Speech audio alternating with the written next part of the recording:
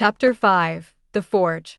Mamoru didn't instinctively know his way around this part of the mountain the way he did the steps, but he had deliberately brought their boat ashore near the stream that ran from Kimono Lake. He knew that if they followed the water without losing their footing, it would take them to help. Frogs chanted and dewdrops brushed their ankles as they waded into the grass alongside the stream.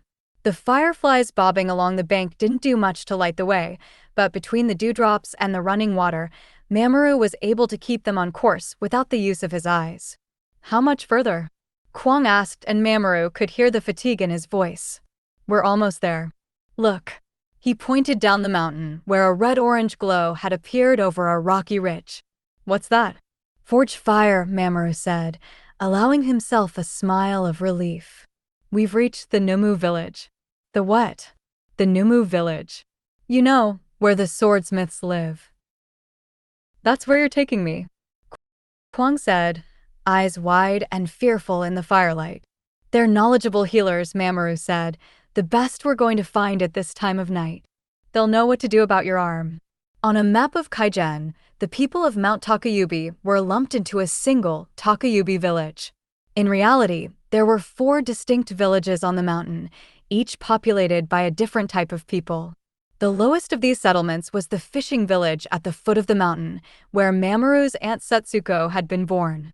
Halfway up the mountain, surrounded by pine forests, sat the western village, where resided the influx of Koro families who had moved to Takayubi over the years in the hopes of training with the great Matsudas and Yukinos.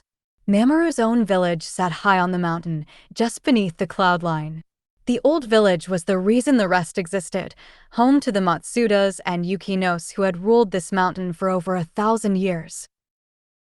The Numu village was not far from the old village, nestled among the rocks, glowing through even the coldest nights. Kwang was still eyeing the fire like it might leap over the ridge and bite him, but the Numu village was like a second home to Mamoru. His father sent him here for a few months each year to apprentice with the Kotetsu swordsmiths. In most of Kaigen, it was considered atypical, unthinkable even, for a Koro to train in Numu arts, but the Matsudas had a special relationship with their Kotetsu neighbors. These days, Takayubi's Numu community wasn't as much a village as it was a large cluster of houses alongside the Kimono stream. As Mamoru led Kwang onto the main path down toward the firelight, they were greeted by the sound of hammers, ringing like temple bells, pounding the impurities from metal. While the rest of the mountain slept, the smiths worked through the cool of the night when the heat from the forges was more bearable. I didn't realize Numu villages like this even existed anymore, Kwang said as the air warmed around them. Aren't there, like, machines that can do their work for them now? If there were machines that could improve their work, that's what they would be using, Mamoru said. The Kotetsu family are the best swordsmiths in the world. If their swords are the best in the world, how come they're still here? Kwang challenged. Why don't they go get jobs arming the Kaigenese military? Some of them have, Mamoru said. In his grandfather's day, the Kotetsu village had been twice its current size. A lot of the Takayubi blacksmiths moved north to the cities to go into manufacturing, but the best ones stayed here. And they make a living on this? Kwang said incredulously. How many swords can you even make per month working out of a fire pit? 3, Mamoru said, when they're in a rush. Wait, what? Kwang said. Only 3? And that's all they do? Who even sponsors that? We do, Mamoru said. They're still here because the military can't afford them. We pay them what they're worth. Truthfully, the Matsuda family currently couldn't pay the Kotetsus what they were worth.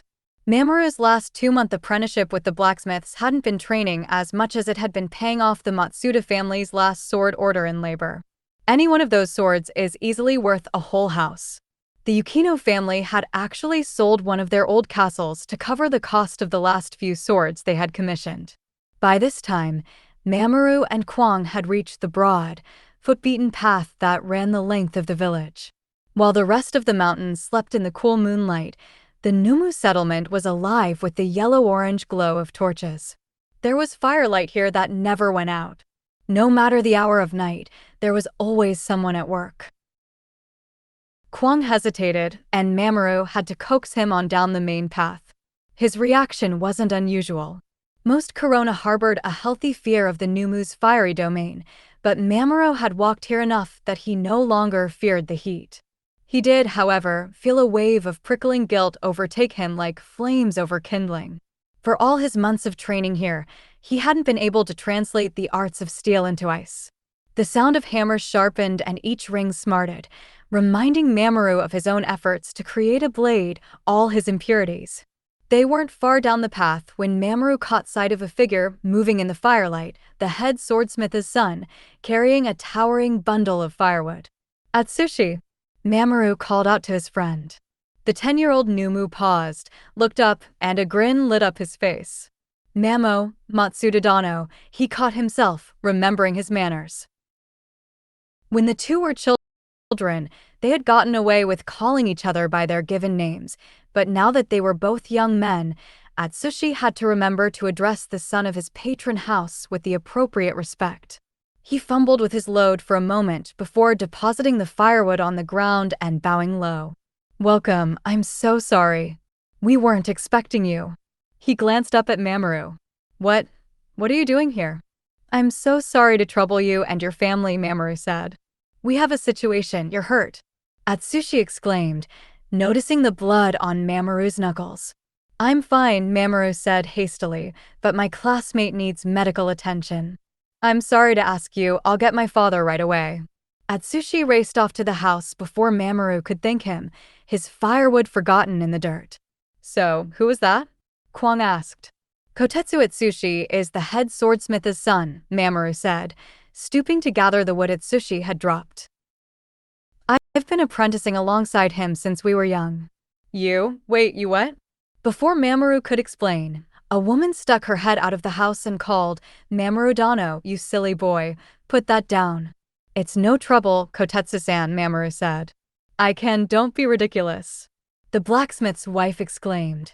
"My son will get it. You and your friend, come inside." "And who is that?" Kwang asked as Mamoru disregarded the woman's instructions and hauled the bundle of wood the rest of the way to the Kotetsu's doorstep. "Atsushi's mother," Mamoru said, setting down the firewood, "Kotetsu Tamami."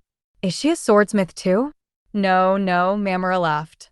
"Women didn't touch swords, let alone forge them. She makes hair ornaments."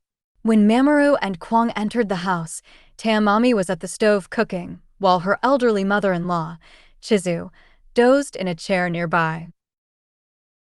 Little Hataru, Naoko, and Kyoko, whose shouts and giggles usually greeted Mamoru, were nowhere to be seen, probably in bed. As grimy as the streets and structures of the Numu village appeared from the outside, the inside of the Kotetsu's modest house was always immaculate.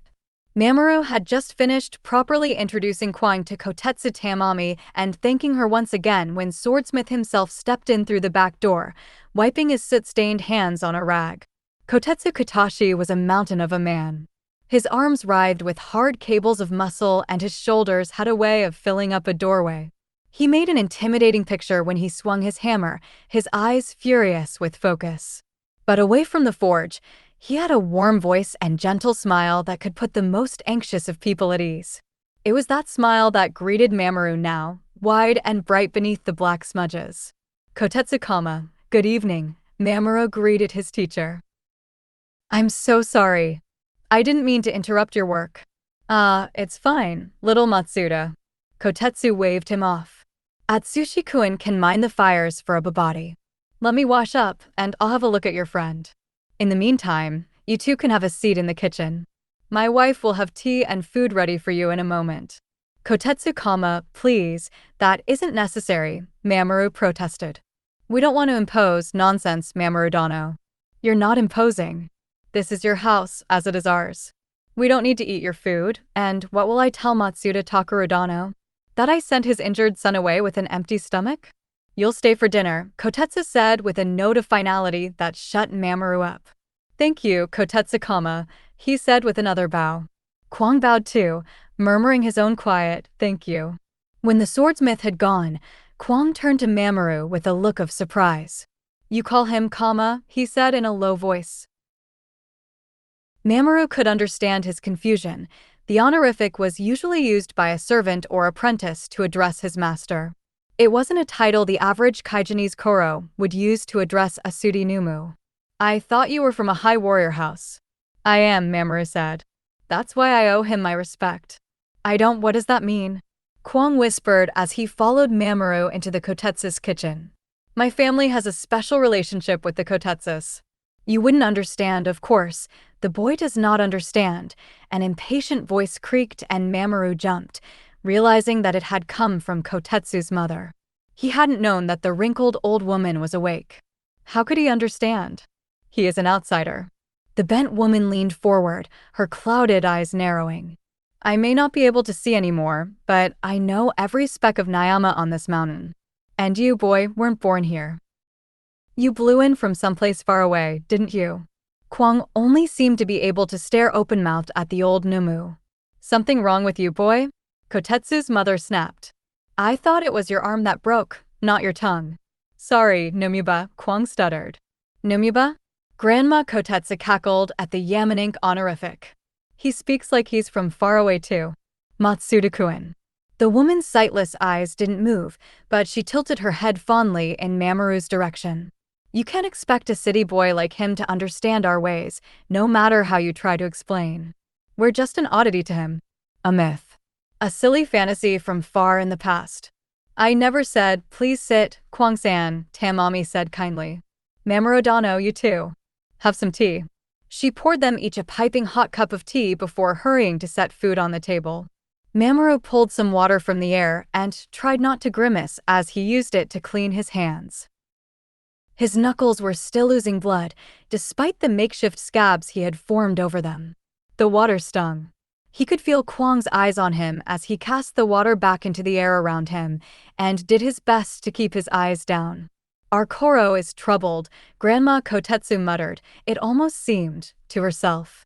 His Jia could boil up and drown him. Mamoru pretended not to hear and took a drink from his teacup. The bitter caffeine should have reinvigorated him. Instead, the heat seemed to seep into his bones, softening him like ice over a flame. Now then, Kotetsu said, re-emerging from the back room. I'm sorry, I forgot to introduce myself. He turned to Kwang with a bow. I'm Numu Kotetsu Katashi. I'm Kwang Chulhi. Kwang hurried to stand and bow. Nice to meet. Sit, Kotetsu chuckled, putting a hand on Kwang's shoulder to ease him back down. You look like a proper mess. No need to strain yourself. Let's have a look at that arm. He's also bleeding from his leg, Mamoru said. I tried to make a scab, but it's hush, Matsuda-kun, Grandma Kotetsu said in her creaky voice. Let the Numa do his job. Yes, ma'am. Sorry. Here. Tamami spooned some rice into a bowl and held it out to Mamoru. Eat. Thank you. As Mamoru reached out to accept the bowl, the light fell on his hands. The woman's eyes flicked to his bloodied knuckles and then to his face, filled with concern. Mamoru-dano, what did you and your classmate get into? Mamoru started, but before he could finish, Grandma Kotetsu interrupted with a reproachful click of her tongue. Leave Koro business to the Koronu, she told her daughter-in-law. If these boys went and got bloody, it's their business, not ours. Of course, Tamami said demurely, though the concern didn't leave her face. I'm sorry. So, Mamoru quickly cast around for a different topic of conversation. The little ones are all doing well? He nodded toward the back room, where he assumed the Kotetsu's 3 youngest children were sleeping. Yes, Tamami said with a smile. You'll have to visit sometime, they're all awake. They get so excited whenever you come around. On the other side of the room, Kotetsu-kama had set about tying a splint around Kwang's arm. Relax, the smith rumbled. I know a city boy like you is probably used to brightly lit clinics with lots of fancy equipment, but there's nothing for you to fear. I know what I'm doing. Kwang swallowed and nodded. How did a boy like you end up in a little village like ours anyway? My father works for, Kwang winced. Sorry. My father works for Geomagel. For what? Geomagel. It's a company that specializes in infocom technology. So, he's a traveling electronics salesman? Not exactly. His job is to set up the infrastructure places need to use infocom devices. I guess someone in this area agreed to pay Geomagel to install satellite towers here, so you guys can get better reception with your infocom devices. He's here to oversee that. Does your father know that barely anyone here has an infocom device? Kotetsu asked. Well, the company is hoping they'll sell better after the infrastructure is in place for them to actually work. Their goal is to set up enough towers in the next 3 years that infocom communication is possible from anywhere in Kaigen. I know my dad said something about speaking to the local craftsmen about enlisting their help. He hasn't gotten a chance to do much yet, but he'll probably come here soon looking to hire some Numiwa. I'm sure building big metal towers isn't exactly your specialty, so if you guys don't want to do it, I can let him know. On the contrary, it sounds wonderful. I'll send my son, Atsushi. What? Really? Oh yes. A young Numu should always learn about new technologies. For an old man like me, that sort of thing is hard, but for a growing mind, it is essential. Young Mamoru Dano is a fair metalworker himself, Kotetsu said with a smile at Mamoru. If his father allows it, he might be able to help you too. Right. Kwang looked from Mamoru to Kotetsu in confusion. So, Matsuda-san says he apprentices with you? I know it seems strange, Kotetsu said, but it's a tradition that predates modern Kaigenese society. But why? I don't understand. It's a long story. Please hold still, Kwang-san. There was a creak as Grandma Kotetsu leaned forward. 1,000 years ago, she began, long before metal was ever spun into conductive wires and space-going satellites. The most coveted metal in Kaigen was made by a small family of blacksmiths living here in Takayubi. Their surpassing skill in forging tools and weapons earned them the name Kotetsu, which means steel, in Shirajima dialect.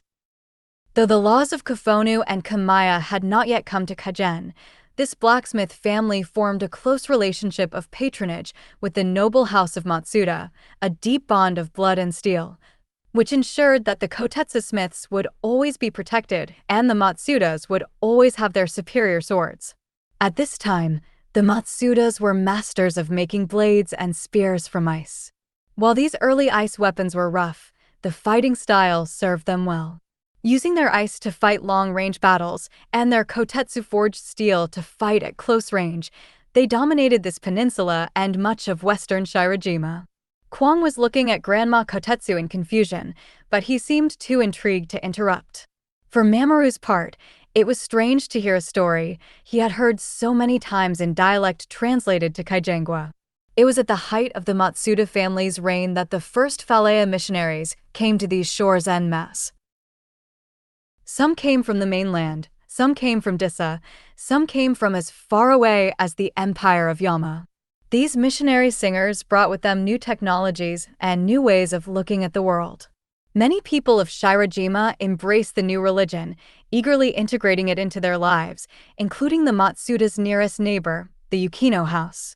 But the Matsuda patriarch at the time openly rejected Falea, going as far as to send his men to behead missionaries and converts in the streets. In retaliation, a Falea army, led by Lord Yukino Izumi, laid siege to the Matsuda castle and razed it to the ground. The Matsudas who did not die in battle were burned to death in the inferno, all except one. This was the Lord's youngest son, Matsuda Takaru, for whom this boy's father is named. She nodded toward Mamoru. As the flames rose around the room where he slept, his mother wrapped him in an embrace of water and ice. The fire consumed wood, flesh, and bone around them, but her love protected him. When the sun rose the next day, the woman was dead, having finally succumbed to the heat and smoke, but in her arms, the child Takaru had survived. Mamoru was still, his stinging hands resting in his lap. He had heard the story of Matsuda Takaru a dozen times. When he was a little boy, the razing of the Matsuda castle had moved him to tears. Now he had to look at his bloodied knuckles and wonder if the story was even true. He had never felt so empty. Yukino Izumi's Falea army did their best to kill every Koro they found in the castle and the surrounding houses, Grandma Kotetsu continued, but the resident family of Kotetsu blacksmiths was spared, their precious forges left intact. For under Falea, it is a sin to commit violence against a craftsman. Kwang nodded. Having lived in Yama, he would understand that. It was a Kotetsu man named Kenzu who picked his way through the ashes when the smoke had cleared. It was Kenzu who found the young Takaru in the ruins and gently helped him to his feet. By this time, Yukino Izumi had proclaimed himself ruler of the region, and Kenzu knew that if the boy were discovered, he would be killed. So, he took Takaru to his home and raised the Koro as one of his own sons. And this solitary act of kindness, altered the destinies of the Matsuda family, the Kotetsu family, and all of Shirajima forever. Hiding under a false name, young Takaru was raised to adolescence in Kotetsu Kenzu's household, under the rule of Yukino Izumi's Falea estate. As Takaru grew, he proved himself a genius. Despite what had happened to his family, he was able to listen to the missionary Finwu and learn the value of Falea. Despite his warrior's blood, he took to the forge like a natural numu, creating swords of excellent quality and incredible beauty. Despite his skill as a smith, he knew it was his duty to avenge his family and continue the Matsuda line. So, as a young man, he set out in disguise to train with the Jia swordsmen of the Amino and Ginkawa clans, further north. No one knows exactly where he went during that time or who trained him, though many Koro houses tried to claim credit after the fact. But it is the story of his return, years later, that propelled him into legend. Kotetsu Chizu trailed off, nodding to herself. So, Kwang prompted after a moment. What happened? Oh, you want me to continue? Grandma Kotetsu said in amusement. I thought you might be done with this old lady's foolish story. No, please, Kwang said emphatically. You have to keep going. Very well, city boy, she chuckled. On Takaru's return, he walked through the town gates with no weapon, only a cloth traveling pack on his back. Inside the city, he announced himself for all to hear. I am Matsuda Takaru, Lord of Takayubi. I am here to take back my family's home. Upon hearing this, the town guard seized him and brought him before Lord Yukino Izumi. In Yukino's hall, Takaru faced his family's killer for the first time and repeated his challenge. Yukino Izumi was unimpressed. You claim to be Takaru, heir to the Matsuda house, he said, but I know that all the Matsudas were killed years ago. This makes you both a liar and a traitor. I have no obligation to accept your challenge. You will be executed. Then I offer you a compromise, said Takaru. I will face you unarmed. Unarmed. Yukino laughed. You believe you can kill me without a sword? I do, Takaru said calmly. If you are so confident in your skills, Yukino said, then why not kill me now? Takaru looked around him and replied, Your guards are sons of this mountain, as I am. I prefer not to hurt them. Intrigued, Yukino agreed to the duel, appointed a time, and released Takaru. When his men questioned his decision, the Lord said, He will turn tail and run, or he will step into the circle with me and die. Either way, we will be rid of him. Upon hearing of Takaru's return and the challenge he had issued, Kotetsu Kenzu hurried to his adoptive son and begged him to withdraw from the fight. The challenge has been made, Takaru said. As a man and a Koro, I cannot withdraw. Yukino Izumi is one of the best swordsmen in the region, Kenzu warned, in despair. The sword he wields is one of mine, the best I ever made. How do you expect to protect yourself with no weapon at all? Takaru just smiled. You may have given Yukino Dano a great sword, but the weapon you have given me is greater than metal. You have given me knowledge of the blade itself.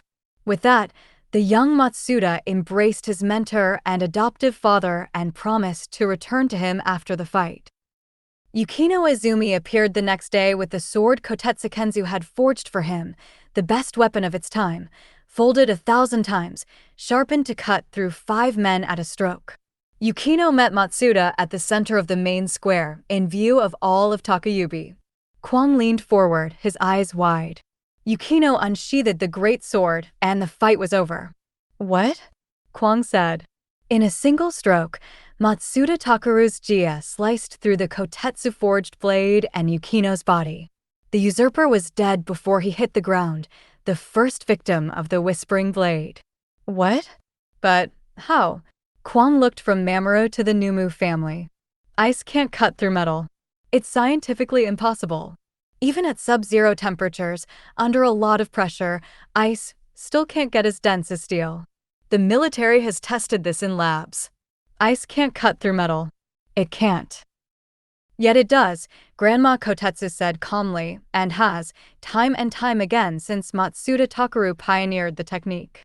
What neither Kwang nor any of the Kotetsus knew was that the Whispering Blade's power didn't come from its density alone. Its cutting power was a product of the wielder's precision. The swordsman had to have such deeply perfect control over his jia that he could sharpen its edge to a single molecule, allowing it to slide through any substance, no matter its density. The technique was a feat of human skill and focus that could never be replicated in a lab. You may believe the story or you may not, Grandma Kotetsu said, but you've held still for several Seiranu. What? Kwang looked down at himself and seemed to register that Kotetsu-kama had cleaned, bandaged, and splinted every one of his injuries. Oh. He let out a laugh, as a toothless grin crinkled Grandma Kotetsu's face. You see, an old lady has her tricks. Now, sit and have some food, Kotetsu's wife said, motioning Kwang to the table. But what happened after that? Kwang asked as he joined Mamoru at the Numiwu's scrubbed wooden dinner table. After Matsuda Takeru cut Yukino Izumi in half? He was just standing in the middle of the village square over the dead body of the ruling lord, right? So, what happened then? They say that the best swordsman can win a fight in a single cut, said Grandma Kotetsu. Matsuda Takeru won that fight, and all to come in that cut, for after witnessing his power, no one dared challenge him. The only person to step forward was Yukino Izumi's son, Hayes, a boy of 12. The newly orphaned Yukino said to Takeru, I don't intend to fight you for control of Takayubi, but I will not allow you to execute this town's Finawu or destroy our Falea temples. In curiosity, Takeru asked, what if I were to order Falea purged from this region? I would challenge you to single combat, Yukino Hayes said without hesitation. Takeru was moved by the boy's bravery, and he was wise enough not to repeat his father's mistakes. Despite his power, he did not wish to rule through fear. I am the blood of gods, he said to the assembled crowd, as are all of you. The moon and ocean fear no change. In compliance with Hayes's request, he kept Falea temples standing and incorporated Falea law into his rule, eventually becoming a devout Falika himself. Under the new laws of Kamaya, he named the Kotetsus Numis to the Matsuda family, binding their two houses in loyalty and mutual support for all time to come. And the Yukino boy, Kwang said. He just let him live? Not only that, he let him return to the ancestral Yukino castle and rule there. He married Yukino Izumi's oldest daughter, Mitsuki, to ensure an enduring peace between their houses. Your sword master, Yukino Dai, is a descendant of Yukino Hayes, as Matsuda Mamoru and his family are descendants of Matsuda Takeru. Their two families have coexisted in this region for 1,000 years, never without tensions, but never without respect. For it was our ancestors, Matsuda, Yukino, and Kotetsu, who ushered in the first Ryuhan Falea state in Shirajima. Wow, Kwang said. And the Whispering Blade has just been passed down Matsuda Takeru's line all this time? Grandma Kotetsu nodded her head. Takeru passed the Whispering Blade down to his sons, who in turn passed it down to their sons. Ever since his time, boys of the Matsuda family are always sent to apprentice with Kotetsu smiths, in the hopes that skill in steel will lead to a Whispering Blade. But, wait a second, Kwang said. Under Falea, isn't it kind of weird for Corona like the Matsudas to apprentice with Numiwu? The Whispering Blade is the sacred force that brought Takayubi together, Kotetsu-kama said. For the sake of preserving the Matsuda bloodline technique, we make this one exception.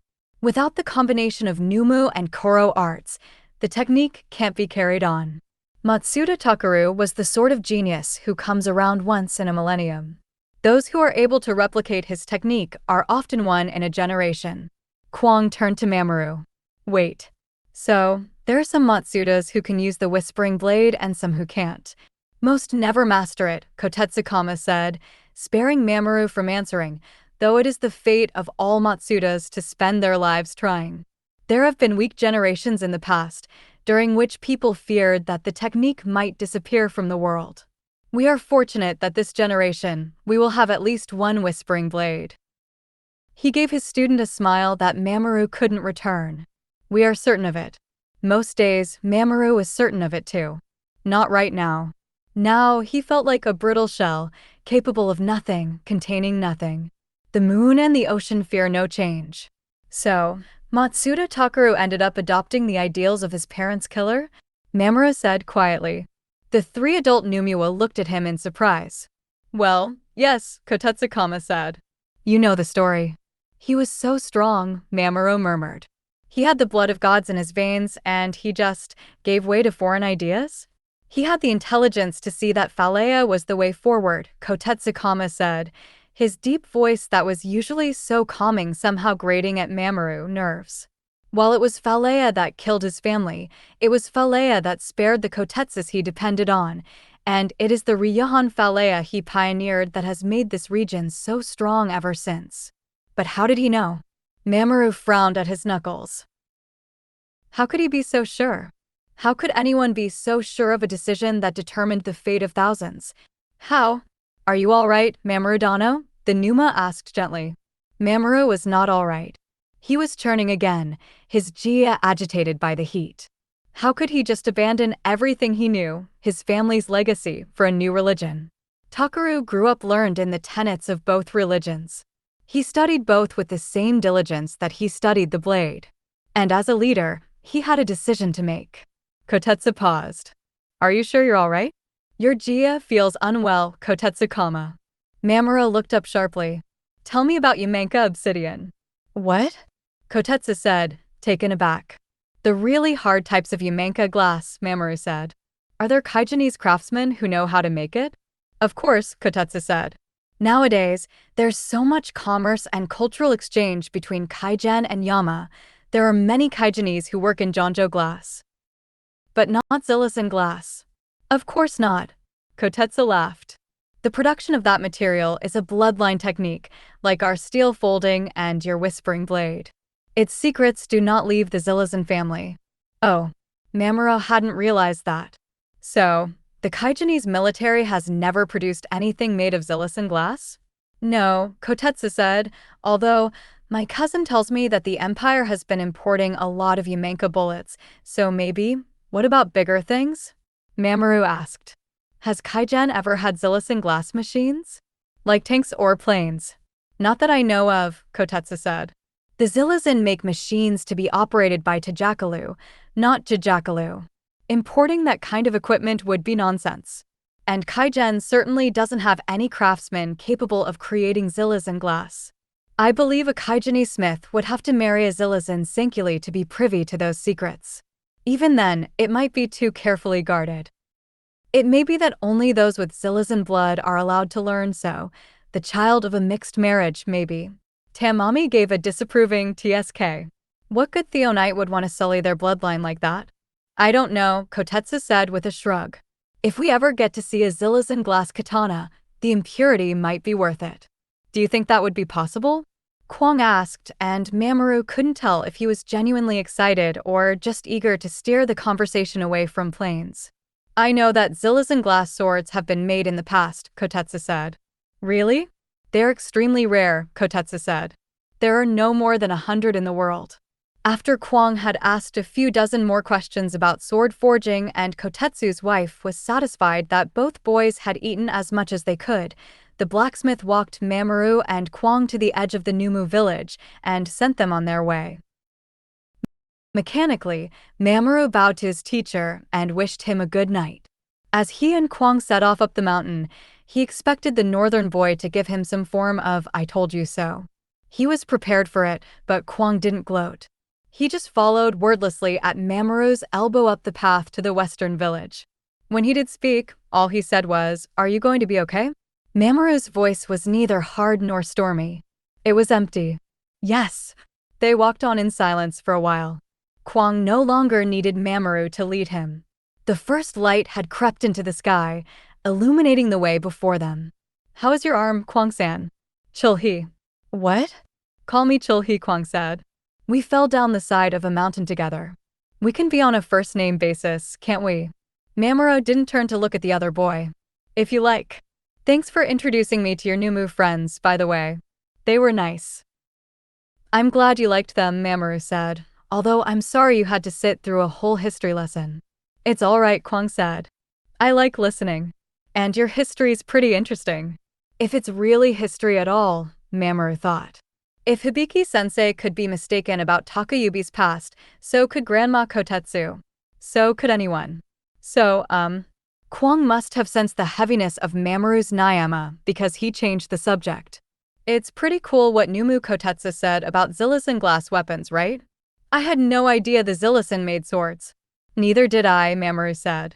I guess the world's craftsmen share things with each other that don't always concern us Kuronu. Do you think a Zillison glass katana would be even stronger than your magical whispering blade? I can't make a whispering blade, Mamoru said, and anyway, there would probably never be a chance to test it.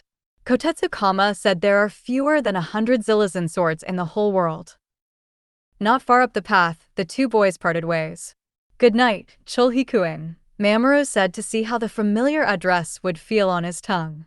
It felt strange until Kwang turned and smiled at him, an exhausted smile full of gratitude and fondness that he hadn't earned. Good night, Mamoru-kun. Mamoru had no way of knowing that he had lived his whole life within an arm's reach of a Zillison glass sword. The black blade had been bundled away under the floorboards of the Matsuda's kitchen shortly before he was born and had stayed there, untouched, ever since. It was a slight weapon, barely bigger than a traditional wakizashi, but it had seen more combat than any katana in the Matsuda dojo. Of course, Mamoru had no way of knowing any of that. His mother, after all, did not talk about her past. Chapter 6. The Past. Susanoo Misaki straightened up, breathing hard. She wasn't shaking. Not exactly. Thrumming was more like it. We did it. She turned to the hooded figure standing further down the alley. She had never felt so alive. We did it. You did it. Eileen Eldon pulled back her hood, letting her golden hair tumble free as her eerily light brown eyes scanned the mess of bleeding and unconscious Theonites. I just set them up. The litigii had her knife poised before her, but she hadn't needed it. The moment the illusion had dropped, Misaki had dashed in, felling the four men before any of them noticed the shadow sweeping through their ranks. Eileen was hardly a squeamish girl, but a frown creased her features as she stared at Misaki's work. Sorry about that, she said. I shouldn't have let myself flicker. Eileen often did that, referring to her illusions as herself. When they drew their machetes, I lost focus. Sorry you had to step in. I'm not, Misaki said, her face alight with a delirious smile. We could have held them here without anyone getting hurt. Eileen's frown deepened. If I had just kept my nerve, a crash echoed down the street beyond the alley and both girls looked to the sky. No Firebird signal yet. Robin was still fighting. I'm going. Misaki stepped over the nearest unconscious man, making for the street, but Eileen caught her arm. What? Misaki demanded. Eileen's weak Hadean hands weren't capable of applying much pressure, but the tension in her grip suggested that it was meant to be firm. What if these men bleed out before help comes? Oh. Misaki turned back to look at her victims, sprawled across the grimy pavement. I'm sure they won't. She trailed off as the crawl of freely flowing blood reached her senses and, grudgingly, she realized that Eileen had a point. Some of her slashes had cut deeper than she intended. Why were human bodies so soft? Weren't a jackaloos supposed to be tough? Maybe these Malusian smugglers were weaker as a result of their mixed blood. Fine. Misaki pulled her arm from Eileen's grasp. I'll make sure they don't die. I'm going to go join the fighting, Eileen said. I'm sure you'll be close behind. If I don't get there first. Huh. Sheathing her knife, Eileen flipped her white hood up to hide her hair and ran from the alley. Misaki didn't personally care if these fighters lived, but she thought of how upset Robin would be if he found out someone had died during one of his missions and treated each Tajaka thoroughly. She accounted for even small cuts, congealing any blood she found leaking out of them. Two were bleeding from the head where Misaki's ice-reinforced punches had hit. The third she had managed to mangle pretty terribly, slicing one of his arms nearly to the bone. He would need surgery. As she worked on the last man's more minor injuries, he stirred and groaned. Her hand went to her dagger, but it was obvious that the Malusian was far too dazed to present a threat. Besides, she had landed a good cut to his calf. He wouldn't be walking, let alone fighting, anytime soon. He blinked up at her, but he wouldn't get a look at her face. Coley had designed their fighting outfits carefully, even with her hood back, exposing her hair. The dark mask that clung to Misaki's face concealed her features. "Wah, what's the man?" started to say, but cut off with a wince when he tried to move his injured leg. "You are very lucky." "Why?" he asked, still seemingly only half-conscious. "Firebird doesn't want you to die." "Fly, bird," he murmured. "Definitely only partially conscious." "Firebird," Misaki repeated tersely. "If you want to make it in this part of Livingston, you'll remember the name." Finished with the man's leg, Misaki stood and looked around for the knife she had lost during the fray. She felt unbalanced with just the one kumbia dagger strapped to her hip, but she couldn't find the other. Maybe one of the Malusians had fallen on top of it? "You." The man moved again, attempting to stand up. "Stay there," Misaki ordered sharply. "Your idiot employer led you into Pantera territory. Go crawling out into the open and you'll get an arrow through the neck. Lie here quietly and Firebird will make sure you're taken care of. If I were you, I'd play dead." "Play dead?" "Yeah, and never take a job from Yaltexka again." Deciding that the missing knife was a lost cause, Misaki pulled her hood up and took off in the direction of the real fight, cutting across the street, into the next alley. She had wasted enough time on Texka's useless henchmen when Robin and Aline might need her. A gaggle of homeless Addons cried out in surprise as she came barreling toward them. Inconvenient. They clogged the alley, and it would take too long to detour around them. Instead, she lay into a full sprint toward them, turning at the last moment to run up the concrete wall. On her fifth step up, she pushed off with both legs. Water molecules rushed to her hands and feet. She hit the opposite wall, ice forming, and stuck there. The Addons exclaimed to one another in shock. It probably wasn't often they saw a tiny foreign girl stick to a wall like a lizard. As they gaped in amazement, Misaki climbed. She kept the water tight to her hands and the balls of her feet, melting it each time she needed to lift a hand or foot, and then refreezing it back to the building. She was still slower than she would have liked at her newfound climbing technique, but once she fell into a rhythm, right foot, left hand, it didn't take her long to reach the top of the building. Clambering onto the flat concrete roof, Misaki turned to look over the surrounding area. This high over the North End slums, wind whipped her hood and cloak around her. A burst of smoke a few blocks away revealed Robin's location, and there was Aline, a bright streak in her white coat, running toward the action. Misaki could easily catch up. A human heartbeat caught her attention, and she turned to find a sandy-haired Addon emerging from the doorway onto the rooftop. He had a crossbow in his hand and a Pantera yellow sash around his waist. "Shirmata," she swore under her breath in Shirajima dialect. "Oi," the man said. "What business have you here? This be Pantera territory." He raised the crossbow, but like most Addons, he was slow. Misaki shot water at him and turned it to ice with a harsh snap of her jia. The man cried out as the ice froze the bolt to the bow and the bow to his hand. "Intruder." The next glob of water hit him in the mouth, freezing it shut. "Sorry." Misaki approached the Addon and pushed him back against the door, ignoring the punch he swung into her face. She had found that a blow from an adult Addon was roughly equivalent to a blow from a 4-year-old child, annoying but ultimately harmless. Her own baby brothers had been throwing harder punches than this man before they could talk. Having bruised his knuckles terribly on Misaki's cheekbone, the Addon reached for the machete at his belt. Misaki caught his free hand before it reached the weapon. "Sorry," she repeated, gripping the handle of the machete and sliding it free of its crude excuse for a sheath. "I'm going to borrow this." Stepping back from the man was a relief, as his unwashed smell was honestly more offensive than the knuckles she had taken to the face.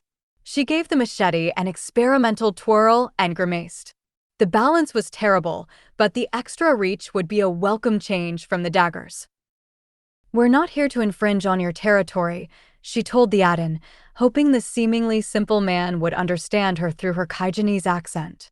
We'll be gone as soon as we're done dealing with your Malusian intruders." Leaving the stunned Pantera standing there, Misaki ran to the edge of the roof and leapt off.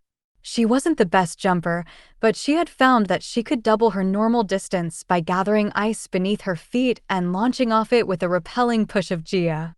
Wind roared around her in a glorious moment of flight before the concrete of the next rooftop came rushing up to meet her. New water collected under Misaki's shoes, and she turned it to snow. Not a lot, just enough to take some of the impact off her knees and ankles as she landed. Hitting the rooftop, she rolled with the momentum, regained her feet, and kept running. A few more Gia-propelled leaps, using snow to cushion landings and ice to stick to walls as needed, and Misaki dropped into step beside Aline. "There you are, Shadow," the Litigii panted as they ran. Perfect timing. Aline's exertion was obvious, but considering how weak most of her kind were, Misaki found it astonishing that the white girl could run as fast as she did over such great distances. Long legs and determination seemed to make up for her soft muscles as the two sprinted the last block toward the smoke. Firebird would stop petty crimes if the occasion arose, but he only actively hunted killers. These three Malusian smugglers, Yaaltekska, Mekadal Silangwa, and Kalanka Mathaba, had raided the homes of some of their Iberian competitors over the past few weeks, killing 2 people in the process. The men Misaki and Aline had confronted earlier had been Tekska's hired help, a handful of hapless Malusian immigrants who just needed jobs. The murderers themselves were ahead. As Misaki and Aline sprinted for the action, they passed an unconscious Malusian, sprawled on the concrete among some shattered bottles and other garbage. "Which one was that?" Misaki asked, only sparing a glance back at the crumpled figure. "Silangwa," Aline said, her photographic memory never failing to identify a face. There were 3 pounding heartbeats around the corner ahead, 3 blazing hot spots in the cool air. Tekska and Mathaba, the 2 serious combatants, were still in the fight. "You ready, Shadow?" Aline breathed. "If you are." The 2 girls burst around the corner, and immediately Kalanka Mathaba whirled to face them, her long black braid whipping over her shoulder, hands full of fire. Beyond her, Robin was locked in combat with the infamous Yaaltekska, but Misaki and Aline couldn't worry about him at the moment. Their immediate concern was the threat of Mathaba's flames, blue-white instead of orange, far hotter than the average Tajaka's fire and beyond Misaki's power to extinguish. It wasn't until Aline's hand jerked back on Misaki's cloak that Misaki realized that she had been brazenly and foolishly striding forward to rush the Tajaka. "When I say go," Aline said, and only she could keep her tone so calm in the face of flames hot enough to melt the flesh from her bones. Behind her, Misaki felt the exhausted Litigii take a deep breath, gathering her concentration. "Steady." Aline tugged Misaki back a step as Mathaba stalked toward them, then she planted a palm between Misaki's shoulder blades. "Go." She shoved. Misaki exploded forward. As she did, 6 Misakis burst from her, rippling illusions, all wearing her same blue and black cloak, moving with her trademark agility. Aline's holographic Misakis scattered in all directions, momentarily disorienting Mathaba, but the Tajaka was no fool. She swept her arm in a wide arc, releasing a whip of blue flame that passed through the ring of illusions. It was an efficient way to determine which black-hooded girl was real. The moment Misaki ducked under the flames, she differentiated herself from the illusions, which were, of course, unaffected by the heat. Ultimately, the illusions had only bought her a dinma of time, but her father always said that a great fighter could capitalize on the smallest advantage. By the time Mathaba's eyes focused in on the real Misaki, she had already gotten inside the Tajaka's guard. Enveloped in the dizzying heat of Mathaba's aura, Misaki slashed upward. The machete didn't cut as cleanly as a katana, which would have easily severed the woman's arm, but it did a respectable amount of damage. Mathaba screamed, her flames guttering out as boiling hot blood spurted from her arm. Sidestepping a swipe of one of the woman's other arm, Misaki launched an ice-knuckled punch-up into her temple. The punch itself landed hard, but Mathaba's teia was so hot that it weakened Misaki's ice, softening the attack. The tall woman staggered, dazed but not unconscious. Flames lashed out, grazing Misaki's hand, causing her to drop the machete. Falling back, Misaki drew her knife, holding the short weapon before her in her left hand. Her stinging right hand curled into a fist and pulled back to her hip, new ice hardening across the knuckles. The blue fire had flared to life around Mathaba again, creating intense waves of heat, but Misaki was not afraid. If anything, the heat made her blood leap in excitement like a water brought to a boil. All she had to do was open another wound with her knife, causing the woman's teia to falter again, then go in with her ice. It would be easy, satisfying. Misaki was grinning, ready to fight, ready to crush. The concrete slab, so big Aline had barely been able to heft it, broke into several pieces against the Tajaka's head. Kalanka Mathaba swayed as a cloud of rock dust crumbled into her hair and cascaded off her shoulders. She took a step, then fell to the pavement, unconscious. Oh! Misaki lowered her knife as Aline brushed off her hands. Help Firebird, Aline said. When Misaki looked toward Robin, she found him pinned to the ground beneath Yaltekska. She had never seen Robin down in a fight before, and it sent a jolt of panic through her. She could hardly fault her friend. He had been alternately chasing and fighting these 3 adult Theonites since leaving Aline and Misaki to hold off the henchmen. He was usually able to stack his opponents, utilizing his speed and his knowledge of North End streets, but it was clear that he was flagging, his hands shaking as he tried to hold Tekska's machete away from his neck. Without another thought, Misaki charged. It was unwise for a young Tajaka like herself to grapple an older Tajaka whose Nyama could overcome hers and burn her, but Misaki had learned that she could temporarily stun the fire out of an opponent with a concentrated blast of cold. Reaching full speed, she mustered all the icy Jia she could and launched her body into Tekska's. The impact was painful. She and the massive Tajaka tumbled over one another, scraping shoulders and elbows on the concrete. As they rolled, Tekska grabbed hold of her cloak, probably thinking that his size would make it easy to pin her down, but Misaki was ahead of him. She used their remaining momentum to flip the Tajaka over her hip onto his back and rolled on top of him, knife raised to strike. Barely hearing Robin's shout of protest, she drove the blade toward her victim's chest, but Tekska was fast. He struck her arm on its way down, diverting the stab. The knife stuck in his upper arm, missing his heart. Misaki already had ice across her knuckles. She punched Tekska as hard as she could, once, twice, 3 times. The 4th punch shattered her ice, and the Tajaka was still conscious. She made to slam the heels of her hands into his temples, but the moment she drew both hands back, she created an opening. Blood dribbling from his nose and mouth, Tekska lurched upward, grabbing her by the throat. His massive, blisteringly hot hand wrapped all the way around her neck. It probably wouldn't take him much effort to snap her spine, but she didn't give him the chance. Water raced from her knuckles to her fingertips, and she clawed Tekska, one hand tearing across his face, the other ripping the back of the hand at her throat. He screamed, releasing Misaki's neck to clutch at his face. Misaki's Jia moved on instinct, the claws on her right hand converging into a single long spike of ice over all 5 fingers. She drew the spike back, knowing that this time, blinded by blood and pain, Tekska wouldn't be able to stop her, an arm wrapped around her shoulders, jerking her back. Her ice clipped Tekska's neck, but didn't penetrate as she was hauled off her prey. She fought, but Robin held on with infuriating determination, putting himself between her and Tekska. Don't. Robin gripped her shoulders, and gods damn it, he was strong when he was desperate. Please don't. What are you doing? Misaki demanded in frustration. He's down. You don't need to do that. He's not unconscious, Misaki protested, yanking against Robin's grasp, barely stifling the urge to turn her ice on him. He's dangerous. That doesn't give us license to. Robin cut off with a short cry of pain. As her friend buckled, Misaki looked down to find her own dagger protruding from Robin's calf. Tekska had ripped the weapon from his shoulder and used it to stab Robin in the leg. The Malusian burst his feet in a swirl of white and orange flame. Misaki was forced to leap back to avoid being scorched as the man's fist slammed into Robin's chest, knocking him backward.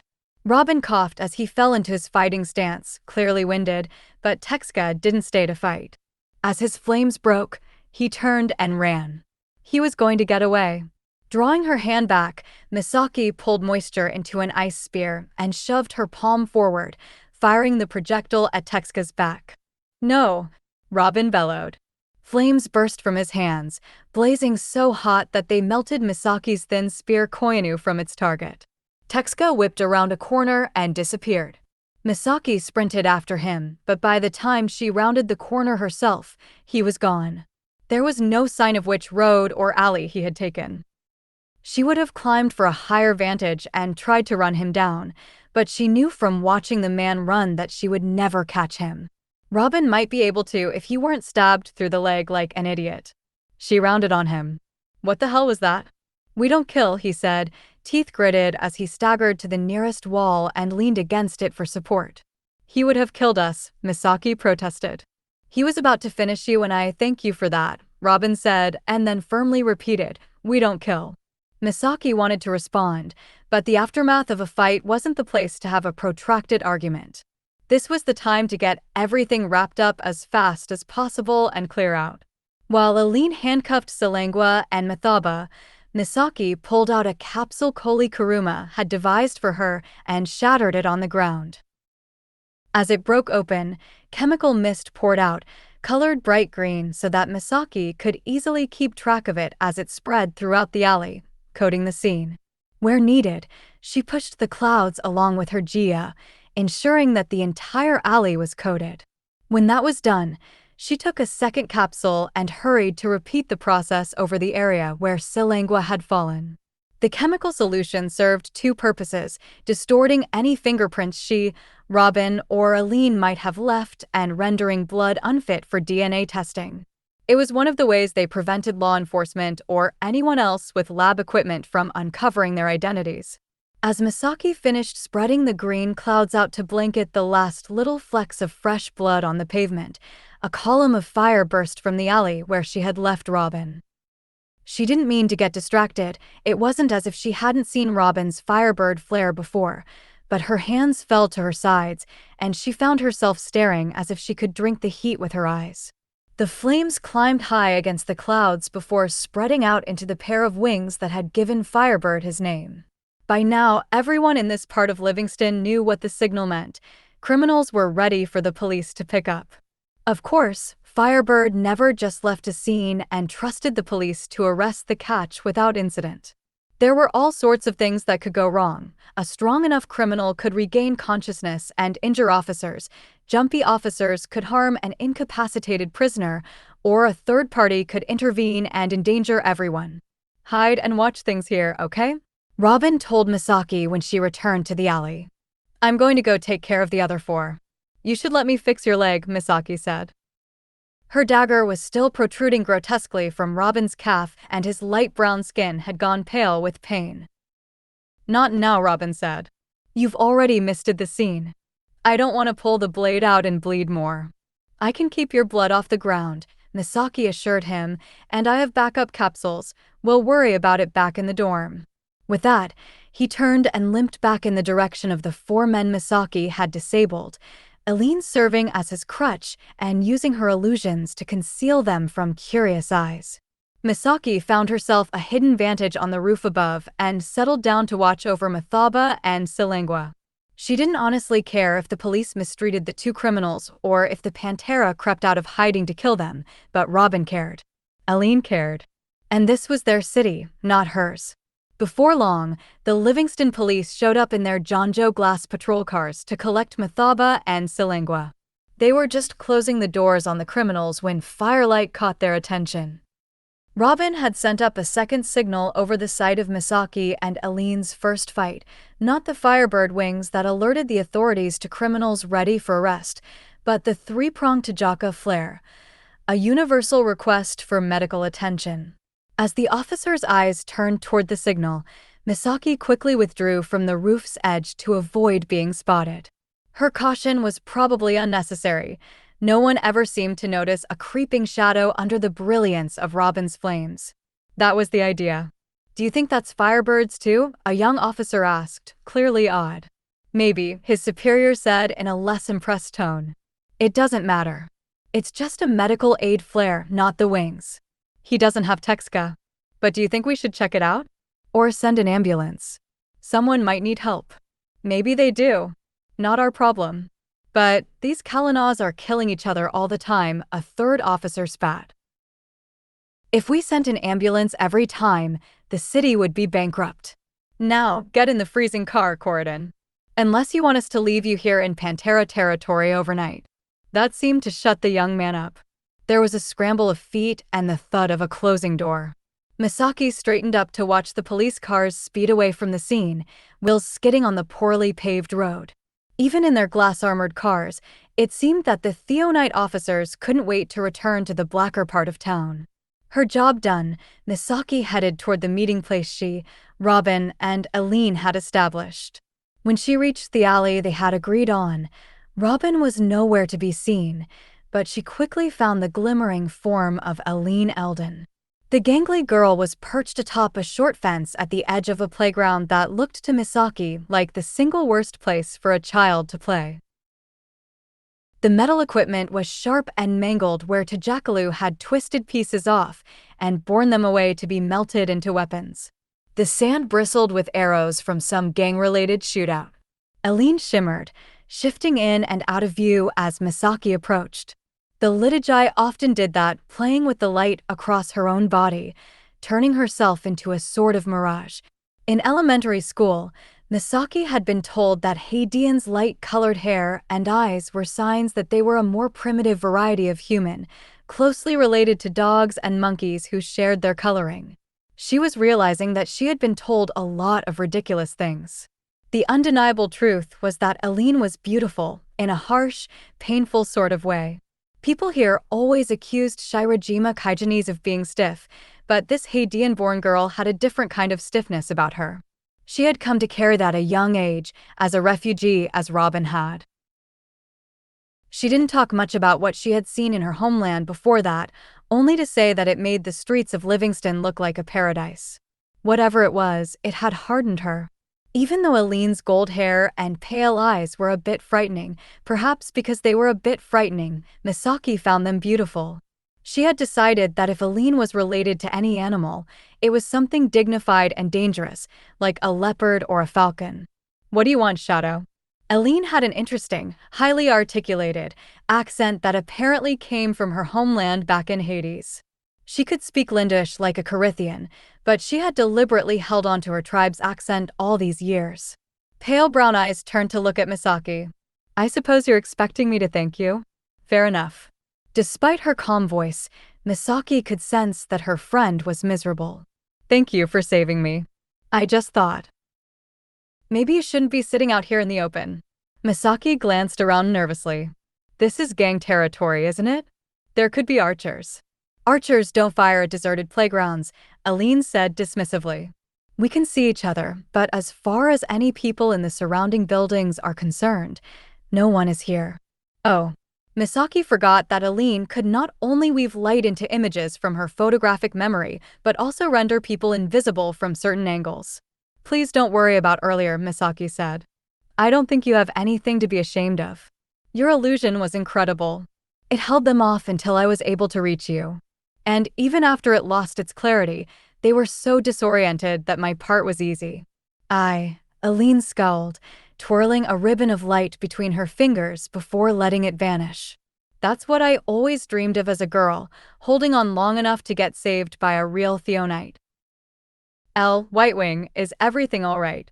They were all supposed to use their crime fighter names when they were out in disguise, just in case a Fanyaka or Sandatiji was listening in, but this was apparently the wrong thing to say. Aline let out a huff, her face pulling into a sneer. Have you noticed, she said, that every bloody crime fighter of my complexion has to have the word white in their alias? Like they need to qualify, not a real crime fighter, a white one. I didn't notice that, Misaki said. I suppose I shouldn't be surprised. The reporter who named me Whitewing is the same piece of Zero who decided I was Firebird's sidekick. Aline was typically a stoic person, making sharp quips at the expense of others, but never revealing much about herself. The day's events seemed to have peeled back the scab on a deep insecurity. This was the kind of bleeding Misaki couldn't staunch. To any other 14-year-old litigii, simply surviving a fight with full Theonites would have been an accomplishment to be proud of, but Aline never seemed happy with what she was able to do. Hadeans were not built to withstand physical competition with Tajakalu and Jajakalu. In simply surviving one fight after another, Aline was extraordinary. "If you need to thank me, then I owe you the same," Misaki pointed out, hoping it would lift the litigii's spirits. "You saved me too. I wanted to be useful." Aline glared at the ground. "You were ready to fight her on your own." Misaki didn't know what to say. She came from a culture where women were considered fragile. She was still getting used to Karida, where there was an entire race of people who were truly more fragile than any Theonite. Aline had abilities most white people could never dream of possessing, yet she was still at a disadvantage. It must have been maddeningly frustrating. "I thought your illusions were good. Don't patronize me, princess." Strangely, the words didn't come out with the hostile bite they should have. Instead, Aline sounded sad. "I wasn't," Misaki insisted. "Truly, Aline, it's Whitewing, Shadow." Aline cut her off. "Right. Stay and make sure Firebird doesn't get into any more trouble, would you?" She hopped from the fence and primly straightened out her white coat. "I'm going to head back and get some practice in before dinner." "Where's Firebird?" Misaki asked. Aline lifted an arm and Misaki followed her pointing finger to a rooftop overlooking the alley where they had fought Texka's guards. He stood right at the edge of the building, the fringe of his red coat flapping in the wind. "See you in class tomorrow," Aline said and vanished into thin air, the only sign of life her heartbeat slowly retreating into a nearby alley. Realizing that Aline's illusions would no longer protect her from the resident Pantera, Misaki hurried into the cover of another alley. Water gathered to her hands, and she used it to climb the concrete wall toward Robin's position. When she pulled herself up over the edge of the rooftop, he was still there, standing at the edge of the apartment complex, his back to her. Robin had such strong senses in some ways, yet his general awareness of Nyama was lacking. If Misaki made no noise, he would undoubtedly go right on standing there, never noticing the human-shaped cold spot behind him. He stood still against the gray sky, wind blowing through his black hair and whipping his red coat out behind him. Layers of the tough red fabric overlapped across the back of the coat, forming the Firebird symbol Koli had designed. Misaki had never understood why it had to be a bird. In Ryuhan Falea, birds were sinister figures, heralds of disorder, disease, and destruction. In the legends of her childhood, any human who took on avian characteristics was some kind of demon. But Robin had explained that he was honored to take the bird as a symbol for his alter ego. Apparently, it was a creature of empowerment to Hadeans and native Baxarians. Depending on the bird species and the tribe, it could stand for wisdom, freedom, or rebirth. Misaki supposed that if Robin was a demon, he did a good job looking like power and freedom in that red coat. Koli talked about building new features into the Firebird coat, holographic fibers to make it merge with the darkness, or glow, or appear to be on fire, but Misaki thought that was silly. Sure, Robin could probably benefit from a coat with a stealth mode, but he didn't need any help glowing. Straightening up, Misaki cleared her throat. Robin cocked his head. "Shadow. Firebird." She folded her arms. "I came to check on your leg, but I see you're busy brooding, so I'll just go." She turned as if to climb back down the way she had come. "My leg is fine," Robin said. "It's bandaged well enough to stop the bleeding for now, and I'll have someone take a look at it later." "I don't think I'll need you to fix it." "Who said anything about fixing it?" Misaki said, turning back with an indignant toss of her hair. "I just wanted my knife back." Robin flipped one arm upward. A silvery shape arced from his hand, spinning. Misaki caught the dagger by its handle. "Thanks." She slid the weapon back into its sheath and then said more seriously, "You honestly don't want me to scab it at all?" Robin shrugged. "It feels all right." "It must feel great," Misaki said, "given that you're trusting it to perch you there on the edge of certain death." She came up beside him to consider the distance to the ground. You know you're not an actual bird, right? If you fall from this height, you'll plummet and die. No. Robin rolled his eyes at her, his voice dripping with that Corinthian-style sarcasm Misaki was just getting used to. I didn't know that. Blood still smeared the cement far below from Misaki's fight with Tetsuka's guards, but the men themselves were nowhere to be seen. I'll be fine, he added. I had to stay, to make sure those men were okay. Who cares if they're okay? Misaki said impatiently. They were terrible. They were just Tetsuka's hired security. As far as we know, they haven't done anything except accept a job from the wrong guy. They pulled their machetes on Aline, Misaki said indignantly, a teenage girl. Well, after meeting you, I doubt they'll make that mistake again. You realize that's the idea, don't you? Not to destroy the people of this city, but to make them better. Those men haven't even lived in this city for a week. They're foreigners. So are you, Robin said. So was I when I first came here. We can't claim to be crime fighters if we disrespect life just as much as the criminals we fight. I don't think killing a horrible, hostile person is really disrespecting life, Misaki said. Most Corona would say that it's a duty. It was agreed upon across all warrior cultures, Kaigen, Yama, Sisui, that killing in self-defense or defense of the innocent was a noble thing. I'm not most Coronu, Robin said, and I don't want to argue this with you. You don't have to defend what you did. I understand it. It's just not. I want you to promise you won't try to kill anyone else on these missions, okay? Misaki frowned. You know what I am, right? I'm a Jijaka from a very specific family famous for killing people with swords. If you didn't want your enemies dead, why even bring me on board? Why? Misaki paused, wondering if she should voice the question that had been gnawing at her these past 2 months. Why did you choose me? Misaki had spent more time than she cared to admit puzzling over the question. Sure, she had already been friends with Robin and Aline when the two orphanage buddies decided they needed a third Koro on their team. But Robin, at least, had no shortage of friends, many more powerful than Misaki. It had never made much sense to her that she had been the one Robin and Aline had chosen to invite into their secret world. When Robin didn't answer for a long moment, she grew anxious and found more words spilling from her mouth. I assume my ability to heal people was appealing, with how you like to keep all your enemies alive. They're not my enemies, Robin said, and it had nothing to do with your abilities. Then why? Misaki pressed. I picked you because of this, because you'll fight me on things like this. You see the world in a way I just don't, and that. He glanced away from her curious gaze, seemingly not wanting to meet her eyes. That's important to me. Really? Misaki tilted her head. I would have thought you'd want to work with people who see the world the same way you do. Wasn't that what everyone wanted? A community of like minds? I think that would be a mistake, Robin said. Then who would tell me when I was being stupid? Aline would, Misaki said. She loves telling you you're wrong, and she's got a completely different personality from yours. Sure, but we still come from the same place. We're like siblings that way. There are a lot of things neither of us would think to question that maybe should be questioned. That's a kind of blindness we can't afford.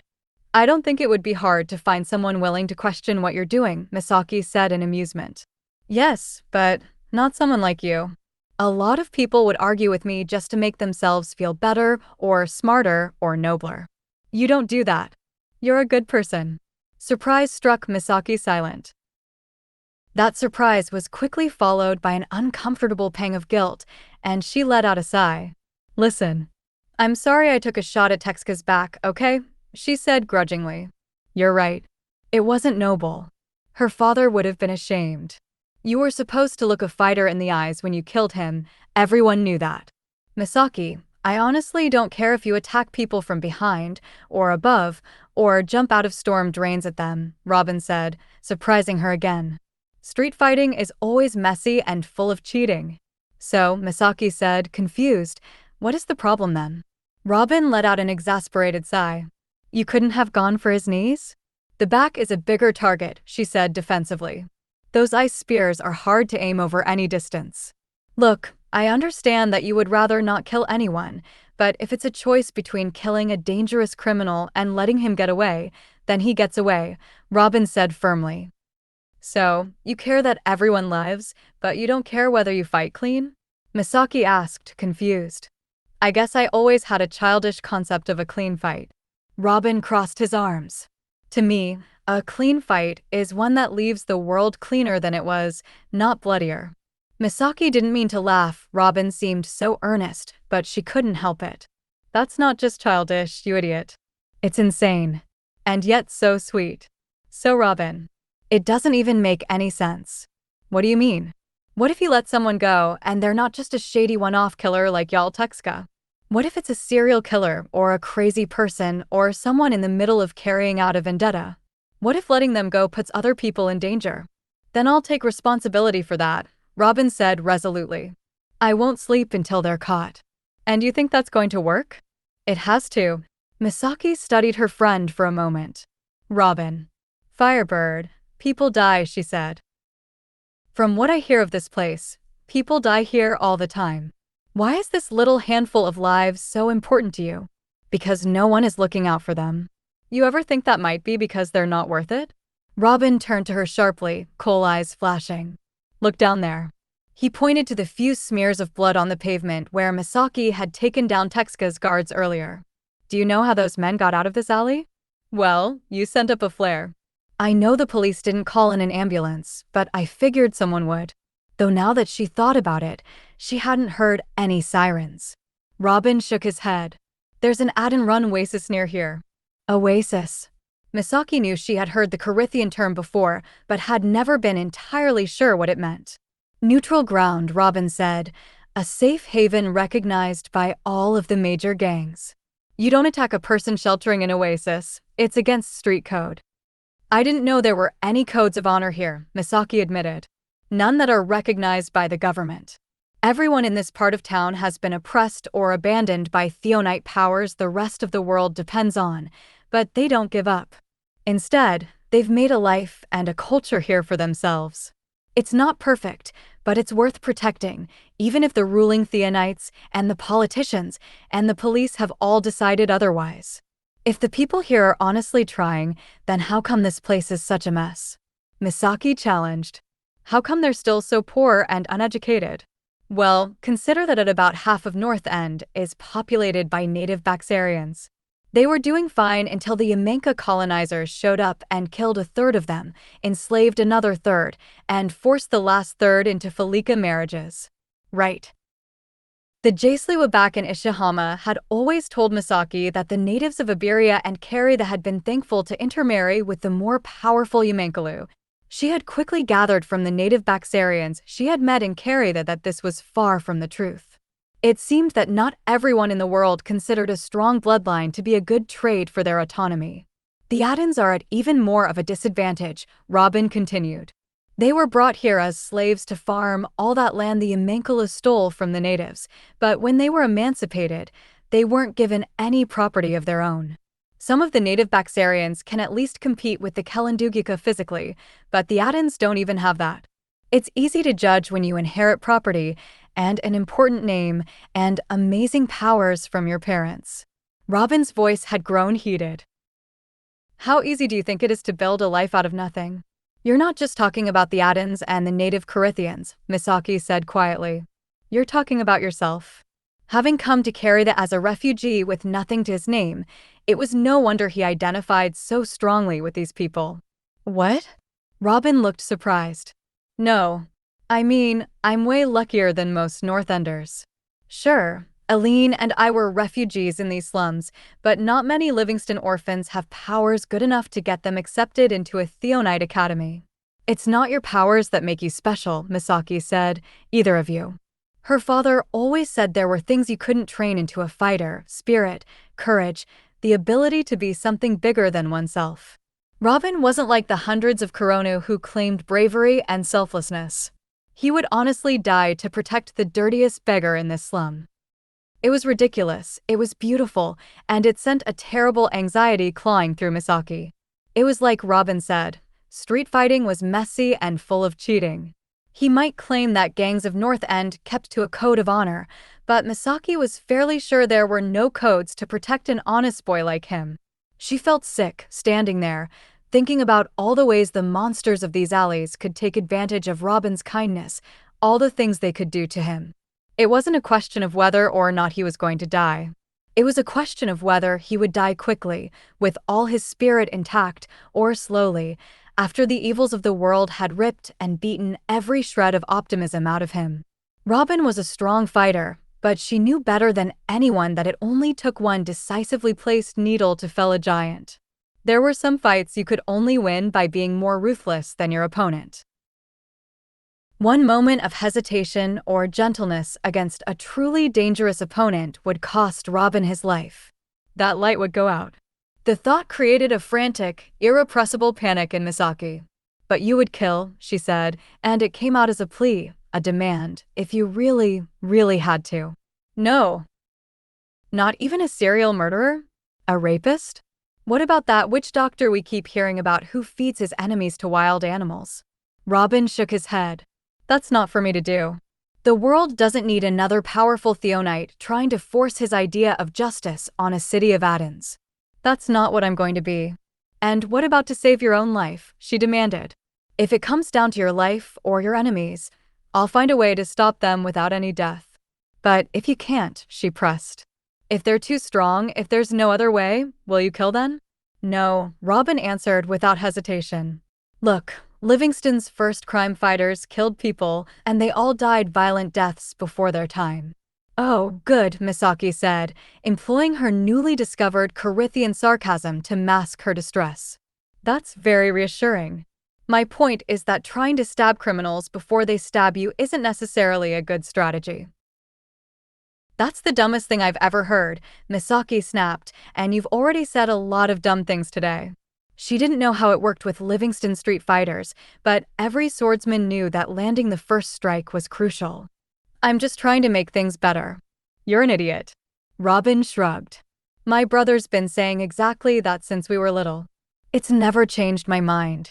Misaki stared at Robin for a moment, biting the inside of her cheek, an odd flavor of anger swelling inside her. Then she pushed him. The usually graceful fighter let out an undignified squawk, and Misaki experienced a moment of heart-dropping dread in which she thought he was actually going to fall, that she had actually killed him. But he just barely managed to keep his balance on the edge of the roof. "Misaki." He turned on her, temperature rising in fury. "What the hell was that for?" "I don't know." It was strange how comforting it was to see the anger on his face, to know that he didn't want to die. "I needed to make sure you were sane." "What is wrong with you?" "I don't want you to die, Misaki." He shook his head. "I don't know what you think you're doing, but I can take care of myself." "I know you can," she said. "I'm just not sure you will." "I will." "Really?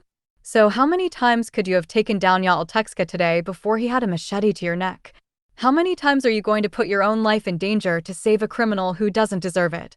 How long do you think you can keep that up before you're dead? If I have to kill for this work, then I should be dead. I've seen too many Theonites who put their lives before others because they thought they were in the right. I won't be one of them. Do you not understand? You're going to die. Then I'll die right." He was stepping toward her when his injured leg gave out, and he fell. "Robin." Misaki lunged forward and grabbed his hand just as he reached for her. Knowing she was not heavy enough to anchor them both, even in her most stable stance, Misaki threw all her weight backward. They toppled to the cement roof together, Robin falling on top of her. He caught himself on his hands, preventing his body from slamming down on hers, but Misaki realized in a rush of heat that this was the closest they had ever been. "Great Nagi," she thought dizzily. "He's so warm. Not blisteringly, brutally hot like the blue flaming Mathaba. Just warm." He breathed out and the heat made steam across her coldness, washing her in a cloud of steam. Misaki felt her face turn bright red. "Excuse me," she said very loudly. "Sorry." Robin scrambled back off her, and she sat up with a huff, thankful that he didn't have her superior senses. If he had, he would have sensed the way her heart was fluttering through her indignant exterior. Though now that she listened for it, his heart was beating rather quickly as well. Was he? Well, he had just had a near-death experience. That was probably why. "Thank you," he said earnestly. Don't ever do that again. Misaki burst out, surprised by the sheer emotion in her voice. It appeared to stun Robin too, and he blinked at her. Do what? He asked. Fall off a building? Scare me like that. I told you not to stand so close to the edge, you idiot. I told you. It was as Misaki stared at him, her cheeks flushed, bristling with anger, that her own purpose started to take shape before her. You're the one who pushed me, Robin said in bewilderment. You're the one who invited me, she snapped. Why are you so mad at me? Because I like you. Misaki shouted the words without thinking. As Robin's eyes widened, she felt her blush intensify, undoubtedly turning her whole face a blazing shade of pink. You? What? I respect you, she amended, her cheeks still burning. I respect that you won't kill, and I'll try to be more careful with my blades in the future, but I need you to understand something. Yeah, Robin said warily. If I think your life is in danger, I will kill for you. What? I don't want you to do that. Well, it's not up to you. I don't want you killing anyone in this city.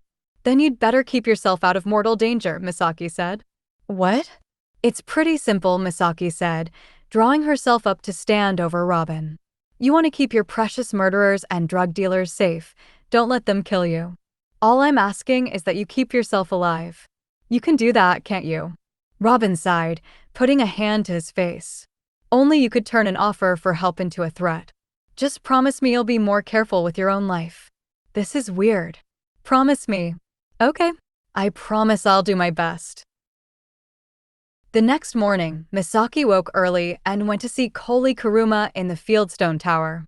First years usually didn't get their own private workshops, but first years usually couldn't build their own computers and holographic projectors. The Tajaka was hunched over his table, broad hands skittering like spiders over his work. Most Numiwa didn't have much use for their Theonite speed. Koli used it to keep his fingers moving as fast as his brain. Numu Kuruma, she said, nudging the door open. Sorry to interrupt, I told you, just Koli is fine. Koli. It felt strange using the familiar address with a smith of such a famous family. I'm sorry, but I lost one of the knives you gave me.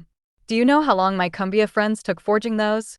Koli was a poor weaponsmith for a Numu, but he had cultivated such an extensive network of other craftsmen that it didn't matter. He would draw up designs and outsource the metalwork itself to siblings, cousins, and friends, in exchange for the complex tech work none of them understood. I'm sorry. Is it possible to get a replacement? Those knives were twins, Misaki. You can't just replace one and expect the set to be the same. Craftsman, Misaki thought in exasperation. Okay, well, if that bothers you, I'll take a different pair. I'm happy to pay whatever. My family has more money than you've ever seen in your life, princess. Oh, okay, Misaki said uncertainly. She had known Koli Kuruma for months now, but his behavior still confused her to no end. I know you important Kuronu always think Numiwu need to be protected and patronized, but I don't work for money. Misaki wasn't sure what to say to that. She didn't know why he was taking such an accusatory tone. The vast majority of Numiwood did rely on Koro support to live. Koli's massively rich family was one of the few Numa clans in the world who had fought for and earned the right to run their own multi-million walla corporation. No such precedent existed in Kaigen. I didn't say anything about, understand, Misaki, I supply you, Robin, and Aline because I want to. Respect that, and don't offer me money again. If you need more daggers, they're yours. I actually wanted to talk to you about that, Numaku Koli. I was thinking I might move away from the daggers. She paused. I want a sword. That made Koli swivel in his chair, raising his eyebrows. What? Misaki asked, self-conscious under his scrutinizing gaze. Nothing. I just seem to remember suggesting a sword the very first time you came to me for arms. You told me something really inane. What was it? He narrowed his eyes. Swords are a man's weapon? Misaki scowled. You know what? Never mind. If you don't want to help, I can get a new weapon myself. She turned to go and was almost out the door when Koli spoke again. Specifications. She stilled, one hand resting on the doorframe. Nothing out of the ordinary, she decided after a moment. I just need a blade with more reach than those daggers, something that holds its edge well enough to go through a few bodies if it has to. Oh dear. Planning an assassination, princess? Her hand tightened on the doorframe. I hope not. Misaki's next stop that day was the main gymnasium. She had avoided open advanced sword practices since coming to Daybreak. Early in the year, she had attended a few of the novice practices for fun, but she had never felt like she should join the more serious students. Talented though she might be, the sword had never been a serious pursuit to her. How could it be? She was a girl. But that morning, she joined the advanced sword students under the glass dome of the gymnasium. Daybreak's master sword instructor, M.L.Wang, usually delegated supervision of the novice practices to his son, Kinoro, or one of his other high-ranking students, but the weathered old Koro always oversaw advanced practices himself. Today, he stood on the bleachers, overlooking the students as they filtered in. Advanced practice was open to everyone, though Wang was known to bump students to the novice group when they were obviously out of their depth. Misaki was confident that she could keep up with this group, some of whom had only been training with the sword for the 3 or 4 years they had attended Daybreak. She did, however, feel pitifully small as they all stood to find training partners. She was short among people her own age, and these students were all 2 to 4 years older than she was. A brown-skinned Biladugyuka girl took pity on Misaki and offered to drill with her. She looked to be about 15, in her 2nd or 3rd year. I'm Azar Taror. The girl greeted Misaki the Yamenka way, taking the Jijaka's hand in hers and touching her lips to the knuckles. Right. Misaki returned the gesture, awkwardly bumping her lips into Taror's knuckles, and let go of her hand as quickly as she could without being rude. She hadn't gotten used to the amount of touching Tajakala did, and she wasn't sure she ever would. Inexplicably, she didn't mind the heat, but she knew her cold skin made them uncomfortable, and it always left her feeling self-conscious. Although Robin never seemed to mind, she shook herself and returned the girl's smile. I'm Misaki Tsusano. It's a pleasure to meet you, Koro Taror. Just Azar, please, the girl said as they went to select practice swords from the box. The bakken here weren't wooden like the ones Misaki used back home. Instead, they were made of some kind of synthetic material that wouldn't catch fire in the hands of an overzealous Tajaka. Few things in Kari were made of wood except the trees. The country's population was over 40% Tajaka, making wood an impractical building material. Master Wang called out the name of a drill Misaki didn't recognize, and the rest of the fighters surged into motion, synthetic bakken clacking together. Despite her experience, Misaki wasn't used to Yamenka terminology and training methods. Have you done this drill before? Azar asked patiently.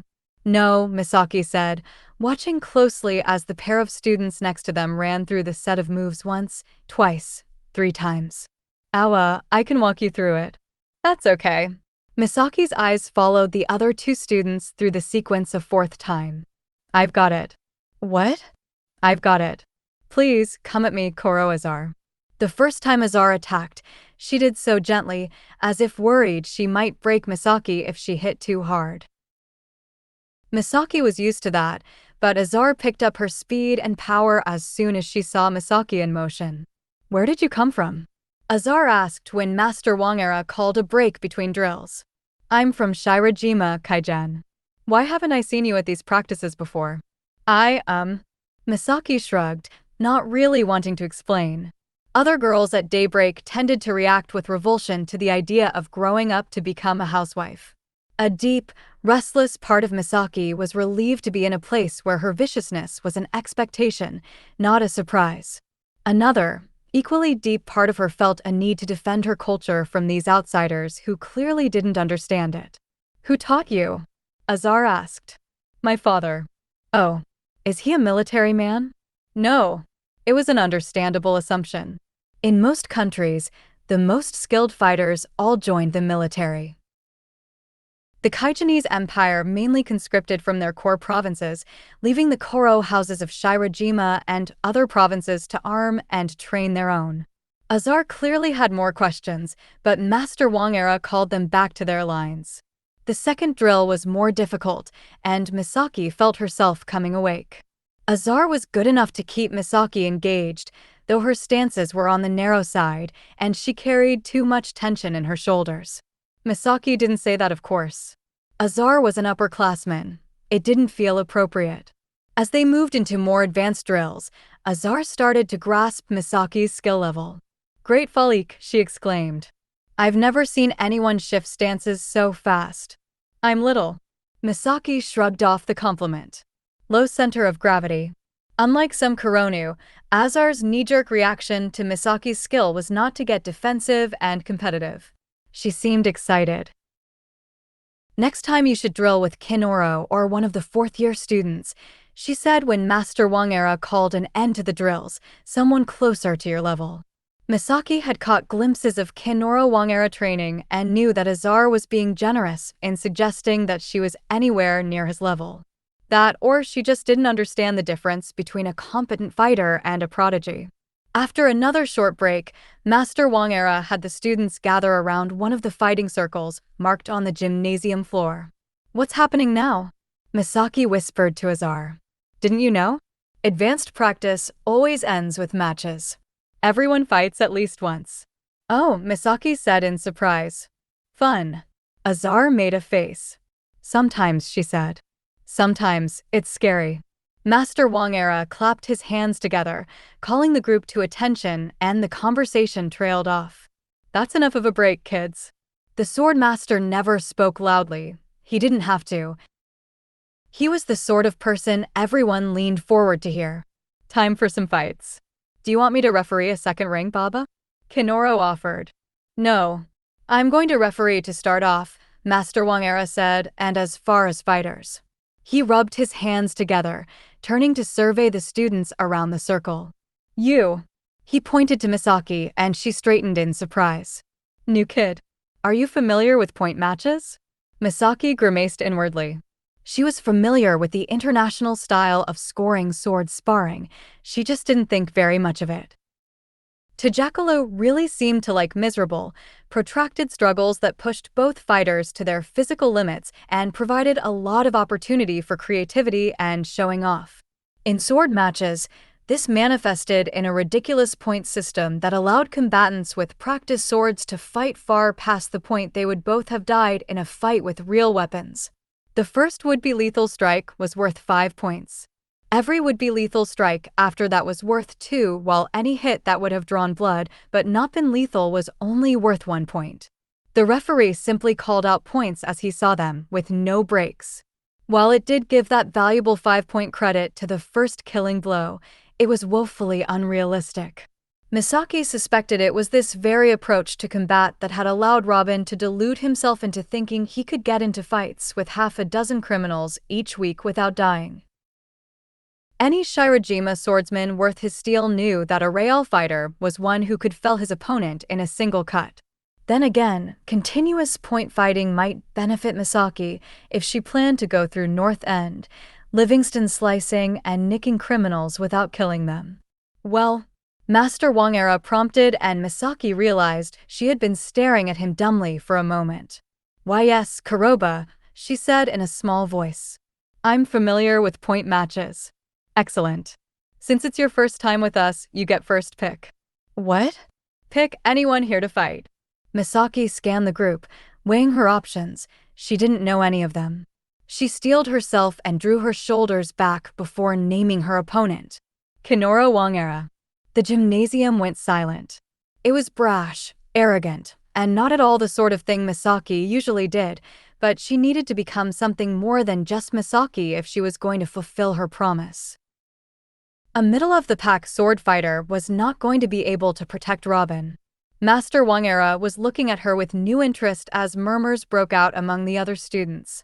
"I feel that this bears asking before you step into the ring. Do you understand who you are challenging?" "Yes, Kuroba." "Good enough."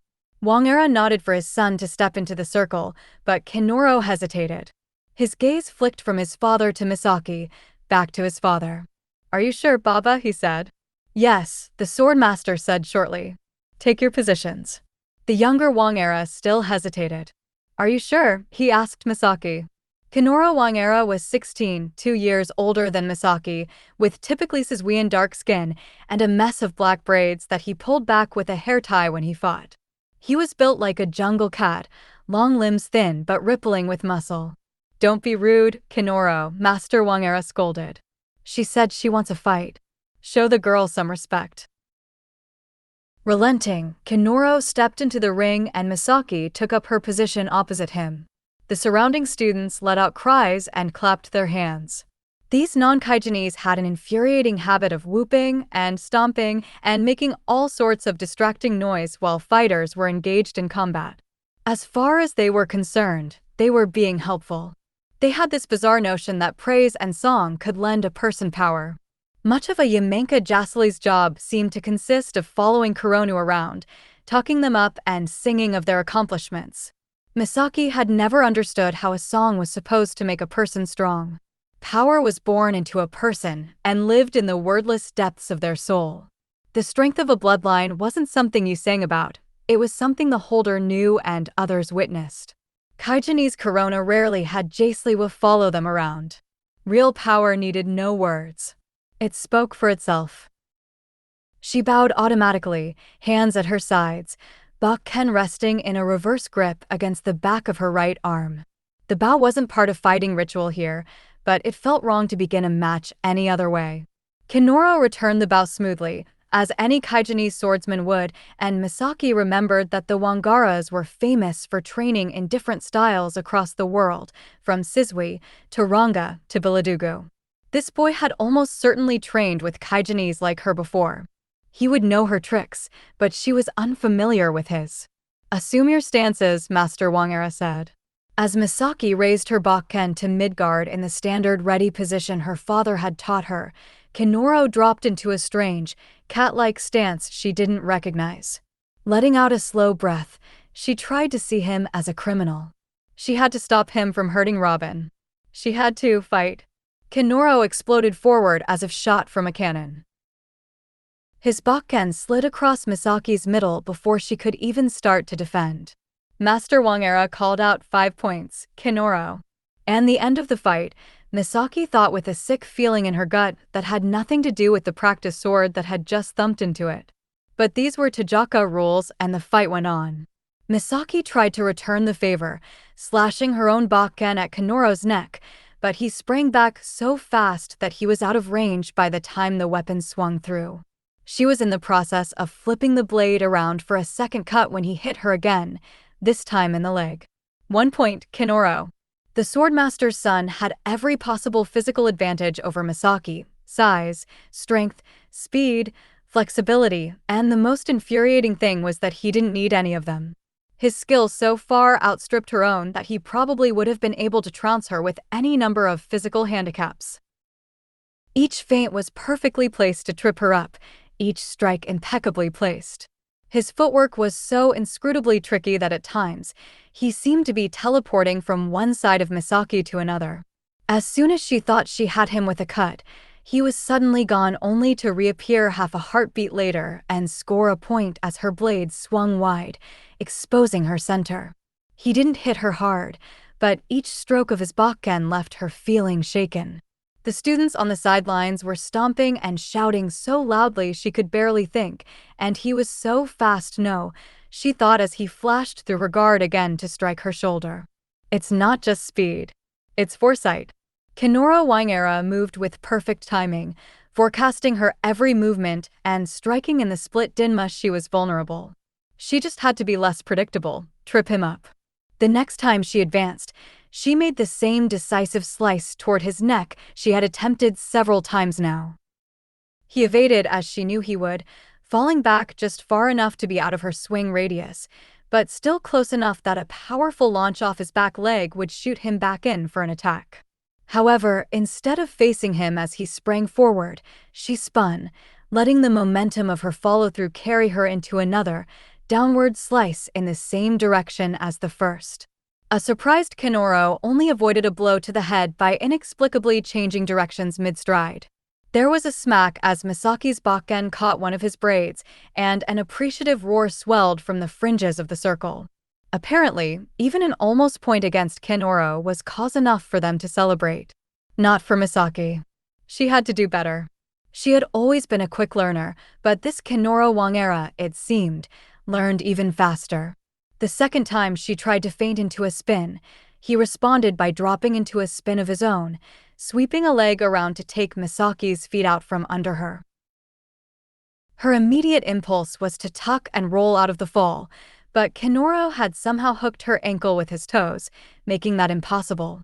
She caught herself on her forearms with bruising force, barely avoiding breaking her nose on the Janjo glass floor. 2 points, Kenoro. Master Wang era called as the Tajaka's bakken touched the back of Misaki's neck and rested there. Yield, Kenoro said. Misaki wanted to. She was painfully out of breath and both arms throbbed from taking the impact of Kenoro's swings. But Robin would get back up. Robin would still be fighting, and Misaki had to be there to protect him. Bracing her left hand against the floor, she gritted her teeth. Then she slammed her bakken into Kenoro's, knocking it away from her neck. The other students cheered and sang as she staggered to her feet, but it wasn't long before Kenoro had her on the floor again. This time, she landed on her back, stars careening across her field of vision as Kenoro's bakken touched her throat. She had to blink hard to bring the Tajaka's dark face into focus above her. To his credit, there was nothing gloating in his expression. Misaki herself was never so gentle with inferior fighters. You did well, he said, his black eyes soft with a sympathy Misaki didn't need. You have my respect. I don't want your respect, she thought bitterly. I want to be better than this. Do you yield? Misaki clenched her jaw. She hadn't landed a hit yet. Kenoro looked to his father. Baba, can you call off? Misaki swung her bakken with all her strength. It struck Kenoro's bare ankle with a loud crack. Ow! Kenoro cried out. The sudden pain caused his grip on his own bakken to loosen and Misaki twisted it from his hand. She rolled backward into a crouch with 2 weapons. That was uncalled for. Kenoro exclaimed, clutching his ankle. 1 point, new kid, Master Wang era laughed. Baba. Kenoro looked at his father, betrayed, and his temperature rose. It was hard to tell if he was more annoyed with Misaki or his father, but annoyed was good. Maybe it would make him sloppy. He turned back to Misaki and pointed to her. I'm going to hit you for real now. Normally, Misaki enjoyed getting a rise out of another fighter. She had gotten a lot of good laughs punching Robin and tripping Kazu onto his face, but she didn't feel like smiling now. As Kenoro, now weaponless, coiled into a fighting stance, Misaki weighed her options. An honorable fighter would throw the Tajaka his weapon back, but she had foregone honor when she took that swing at his ankle. Nobody cared about rules of engagement on the street. If she wanted to succeed where she was going, she couldn't afford courtesy. Throwing the extra bakken at Kenoro as a distraction was out too. His reflexes were so fast that he would snatch it right out of the air. She didn't even trust herself to hurl the practice sword out of the ring without the tricky boy somehow managing to catch it. Her only option, it seemed, was to hold onto both bakken and see what she could do. She had never properly learned to dual-wielded swords, but the twin daggers she took out crime fighting had given her a sense of balance with a weapon in each hand. Keeping the right bakken clutched in a forehand grip for longer-range strikes, she flipped the left one into a reverse grip to use in defense if Kenoro got too close. The Tajaka's keen eyes followed the movement, undoubtedly reading her train of thought. He didn't ask his father to break again. He was engaged now. The noise from the crowd focused into rhythmic clapping, like a heartbeat, gradually quickening as the 2 fighters circled. With the sword in her left hand as a backup defense, Misaki was able to slice at her opponent more freely. Mobile as Kenoro was, she managed to trap him against the edge of the ring. Even cornered, Kenoro still managed to block her attack, taking the hit on his forearm instead of his ribs, before darting past Misaki, out of range. 1 point, new kid, Master Wang era declared. The crowd of students roared in approval, but the sound only grated on Misaki. 1 point wasn't good enough. She needed a killing strike. She would have to swing faster to have any chance at a decisive, fight-ending hit. No hesitation. Kenoro shook out his arm and then came at her. There. She swung and missed. Somehow, Kenoro had managed to duck faster than she could think. Her left hand, which should have raised the second bakken to defend her center, was caught in Kenoro's burning hot grip. She tried to bring her right hand back up to slash again, but she had swung so hard on that first slice that she had thrown herself off balance. Kenoro used that momentum to flip her over, making to slam her onto her back. Misaki managed to twist in the air and get her feet under her, but it didn't do her any good. She had barely touched down when Kenoro's palm slammed into her chest, throwing her backward. Both bakken flew from her grip. She heard them clattering away as her own body crashed to the floor and slid a bound. The glass dome spun above her. She couldn't breathe. Kenoro, a reproachful voice said, one of the older students. That was too hard. Sorry, Kenoro said, and Misaki was dimly aware of his quick footsteps approaching. Are you? She's fine, Master Wang said. Leave her. The footsteps stopped. But Baba, take over running matches, Kenoro. Use the next circle. With eye-watering effort, Misaki managed to draw a breath. She was only winded. Wang was right. She would be fine. She didn't feel fine, though. She felt panicked and inadequate. Fighting, even losing, had never made her feel this way before. Until now, swordplay had always been an experience of pure joy. Her natural talent and her access to her father's instruction automatically put her above 90% of the other fighters she encountered. And if she lost a fight every now and again, if Kazu got a lucky hit in or if some boy knocked her down, well, what did it matter? She was a girl, and no one staked a girl's worth on her swordplay. It was all just a hobby, a delight if she did well, unimportant if she didn't. But if one of those slip-ups meant the difference between Robin living and dying, there was no joy in that thought. Only pain. As she lay staring at the gymnasium ceiling, slower footsteps approached, and she found Master Wang standing over her. You did not enjoy that, the sword master said lightly. Misaki didn't respond for a moment. She was still focusing on taking in deep, full breaths. Should I have? She grunted finally. A lot of fighters thrill in the challenge of trying to land a hit on Kenoro. Others enjoy getting a rise out of him, but every moment of that was grueling for you. For someone so proficient at fighting, you certainly seem to loathe it. I prefer to win. A lot of Corona prefer to win, he said.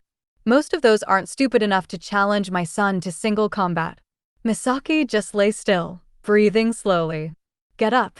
Misaki tried, but without the driving force of combat behind her muscles, she couldn't manage it. Everything hurt. With a sigh, Master Wang opened his hand and shot fire at her. Misaki yelped and rolled onto her feet just in time to scramble clear of the flames. I haven't seen you here before, Master Wang said. Who are you? Misaki Tsusano, she said, just remembering to order her name the Imenko way, given name, and then surname. I'm a first year in Limestone 4. Susano, Master Wang said with a knowing nod. I see. I'm going to hazard a guess you have no brothers. A good guess. It would explain why a girl had ended up training the sword with her father, but that was not Misaki's situation. I have 3, she said with a note of pride, just none as good as I am. And you're here, Master Wang said, which means your parents can't be entirely traditional people. They're pretty traditional, Misaki said. They're still going to marry me off when I'm done with my schooling here. A few months ago, the thought wouldn't have pulled at this strangely painful feeling in Misaki's chest. Why was Robin's face suddenly filling her mind? Interesting, Master Wang said, crossing his arms. Is it Kuroba? I just wonder, he said, why would a future housewife need to be a skilled fighter? Misaki frowned stubbornly. Maybe it's fun for me, Kuroba. Oh, I'm sure it is, but you didn't come here today for fun. You came here out of need. Misaki eyed the swordmaster in surprise. How do you came here for a purpose today? I could see it on your face. It must be something very important for you to challenge my son, of all people. Maybe I'm just an idiot with an oversized ego. If you had stepped into that ring to sate your ego, your attitude would be uglier right now, Wang said confidently. There are few things uglier than a wounded ego. You honestly wanted to see how you measured up, and you honestly wanted to do better. Misaki nodded. The sword for its own sake is a beautiful thing, but I like a sense of purpose in a student. Master Wang Era considered Misaki for a moment, and she was nervous that he would ask her to elaborate on why she had come to the practice. She couldn't tell him what had given her purpose. She couldn't tell him about Firebird, but he didn't pry. Instead, he said, "I have timed this Surodon at the 10th wadi." Misaki looked up sharply. "What?" "I'll try to find you a training partner closer to your size and strength. Until then, I'm afraid you'll have to make do with Kinoro." "What are you?" Misaki suddenly felt dizzier than she had any time Kinoro had knocked her down. "Are you offering to train me?" "Not offering," Susanoo. "Insisting." "But better fighters than Misaki competed viciously for the privilege of training with Makan Wang Era. "But you don't train first years," she said blankly. "I train students who need me." Wang Era put a toe under Misaki's fallen Bakken and flipped the weapon into his hand. "Most first years don't have enough experience to benefit from my instruction any more than they would benefit from Kinoro's or that of some other, less experienced fighter. If you want to advance beyond what you've already learned from your father, then you need me." Wang Era, I don't know what to say. "Think, you know your Susanoo Ryukatas?" "Yes, Kuroba," she said, though she hadn't practiced them in a long time, all except the storm-laid forms. "Good." He threw the Bakken at her with blinding speed for a man his age and seemed pleased when she caught it. "Practice those. Have them ready to demonstrate for me by Surodon, and don't try to cut corners. I know what they're supposed to look like." Misaki clutched the Bakken and found herself smiling. "Do I need to bring anything, Kuroba?" "Nothing except that smile." "What?" "If you want to be a great sword woman, you'll need to find purpose and joy into your fighting at the same time. Now, if you'll excuse me, I'm going to go oversee a few more matches." Misaki nodded. "Surodon on the 10th wadi," she said, just to make sure she hadn't imagined it. "Susanoo Ryukatas." And a smile, Wang Era said, and strode off to referee the next match.